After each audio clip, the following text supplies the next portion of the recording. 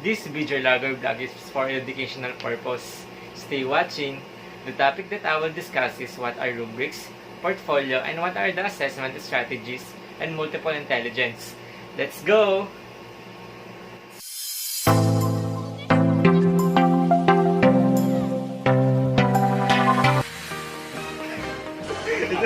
Ito kasi ulit. While the analytic rubric which while the analytic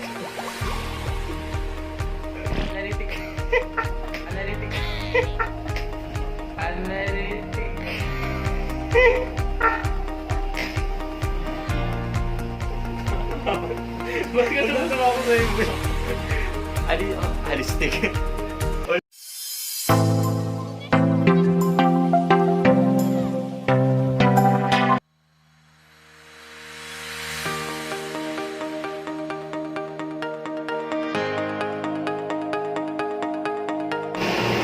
First one, what is rubrics? A rubrics is a scoring guide used to evaluate performance, a product, or a project. It has three parts. First is performance criteria. Second is rating scale. Third is indicators. For you and your students, the rubrics define what is expected and what will be assessed. What does rubric look like? I will display some sample of a rubric.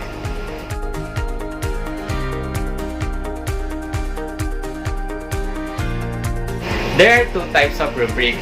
These are holistic and analytic rubric. Holistic. A holistic rubric consists of a single scale of criteria to be included in the evaluation being considered together. Example, clarity, organization, mechanic. With the holistic rubrics, the rater assign a single score, usually on a 1 to 4 or 1 to 6 point scale, based on an overall judgment for the student work. These are some features of holistic rubrics.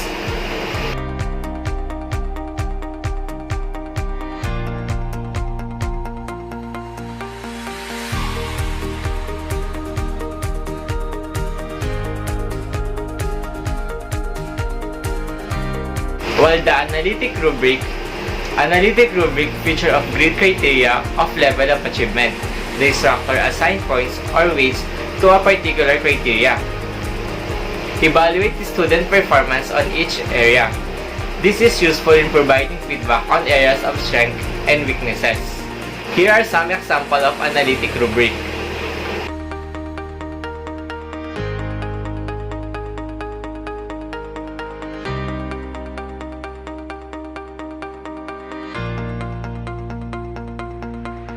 In brief, holistic scoring gives a student a single overall assessment score for the paper as a whole. Analytic scoring provides students with at least a rating score each criterion, though often the rubric for analytic scoring offers teachers enough room to provide some feedback on each area. These two types of rubrics help us to rate ourselves as a teacher or as a student, so that we will know what do we need to enhance, where do we need to focus, know our strengths and weaknesses.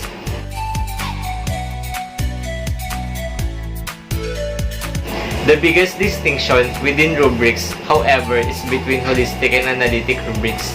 Holistic rubrics provide a single score to summarize a student performance to a given task, whereas analytic rubrics provide a separate score for the task, one for each different category being evaluated.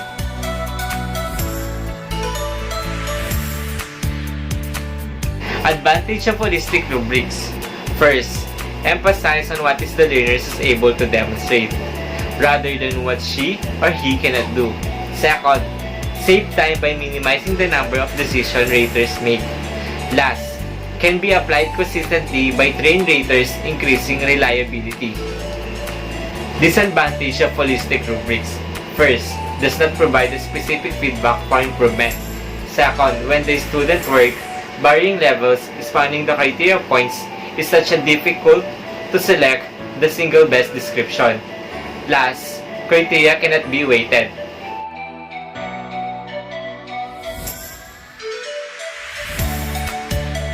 Advantage of analytic rubric. First, provide useful feedback on areas of strength and weaknesses.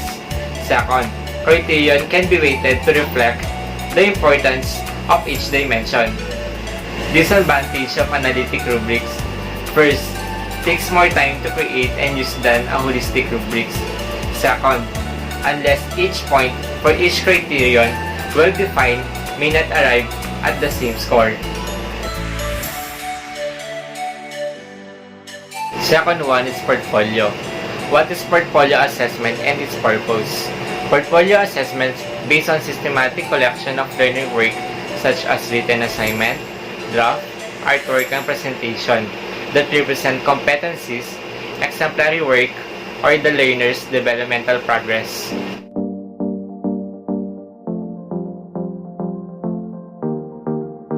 The primary purpose of an assessment portfolio is to document student learning on a specific curriculum outcomes, such as the items in the portfolio must be designed to elicit knowledge and skills specified in the outcomes.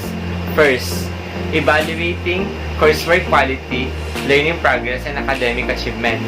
Second, determining whether students have met a learning standard or other academic requirements for course, grade level promotion, and graduation. Third, helping students reflect on their academic goals and progress as a learner.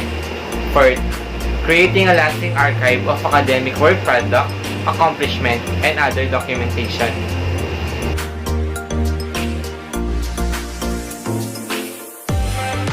There are 8 basic steps in developing an assessment portfolio system, since portfolio entries represent a type of performance. This step resembles the principle for developing a good performance assessment. First, determine the curricular objective to be addressed through portfolio. Second, determine the decision that will be made based on the portfolio assessment. For example, to enable students to make transition from middle school to high school. Third, design the assessment task for the curricular objective. Fourth, define the criteria for each assessment task and establish performance standards for each criterion. Fifth, determine who will evaluate the portfolio entries. Sixth, train teachers and other evaluators to score the assessment. 7. Teach the curriculum, administer assessment, collect them in portfolio, score assessment. Last, determine in the step number 2, make a decision based on the assessment portfolio. I will show some samples of portfolio.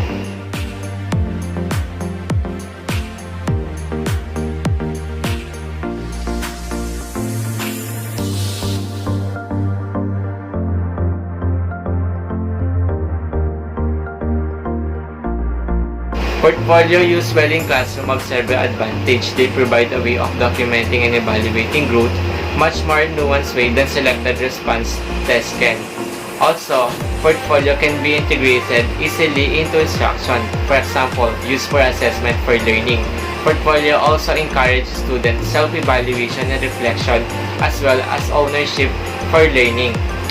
Using classroom assessment to promote student motivation is an important component assessment for learning, which is considered in the next section.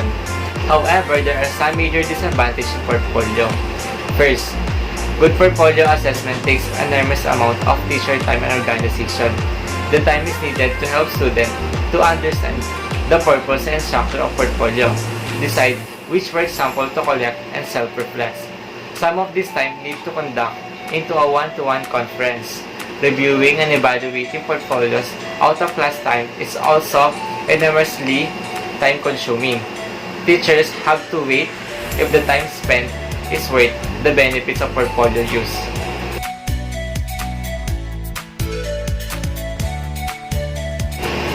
Last is assessment strategies. Assessment is a strategy to improve student learning, in which 3 key questions should be asked and addressed at the course level. What do you want the student to know, be able to do, and what perspective should they acquire? 7 simple assessment strategies you can use every day. First, ask student to reflect. Second, use quizzes. Third, ask student to summarize. Fourth, hand signals.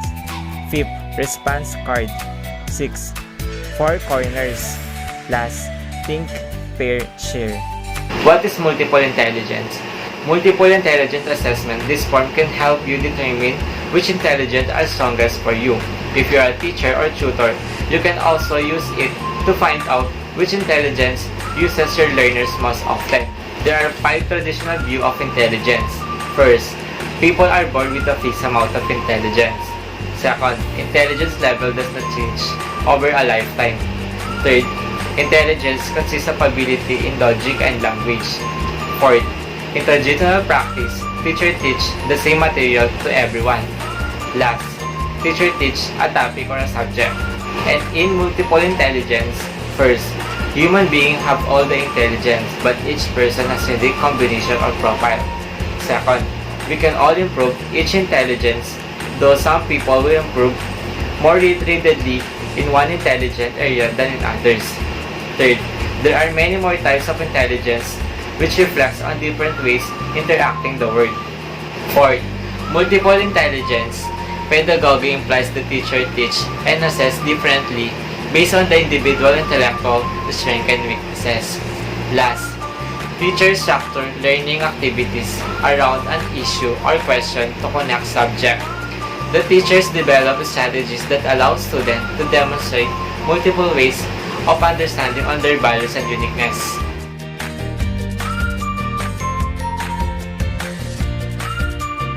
Here are the types of intelligence.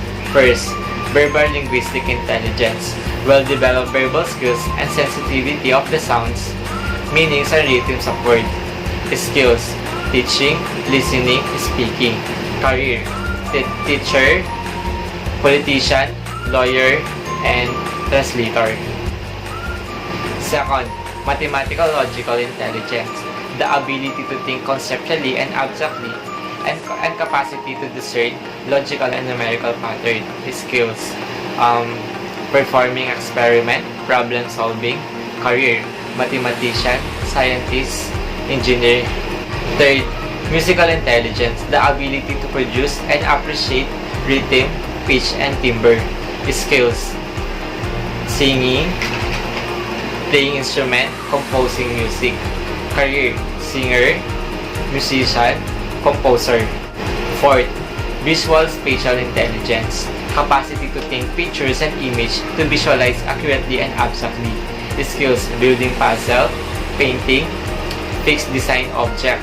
Career, sculptor, inventor, architect, painter. Fifth, bodily kinesthetic intelligence, the ability to control one body's movement to handle objects skillfully.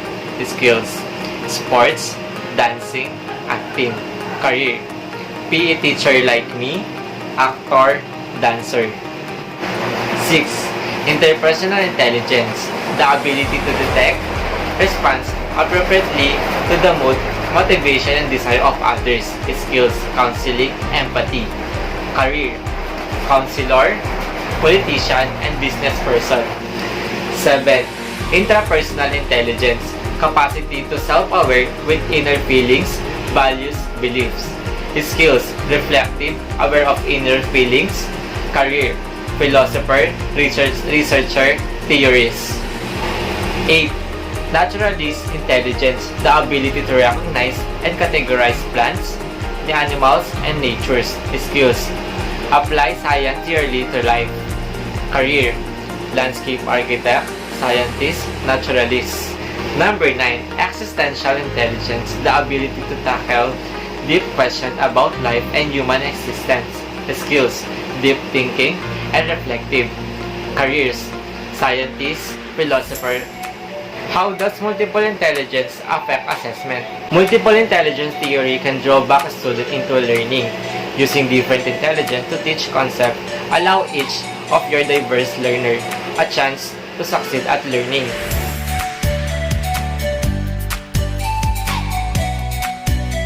Conclusion, this discussion helps us to know ourselves and our student. As a future educator, I will use all of this so that I will know my strengths and weaknesses and enhance my teaching strategy.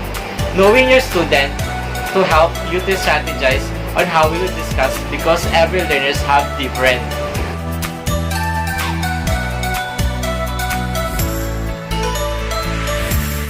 Where can you learn more? Here are some websites: www.accu.org and www.egglossary.org. Thank you, Sir Jefferson Herrera, for making this happen. This is John Educational Vlog. Thank you for watching. Bye!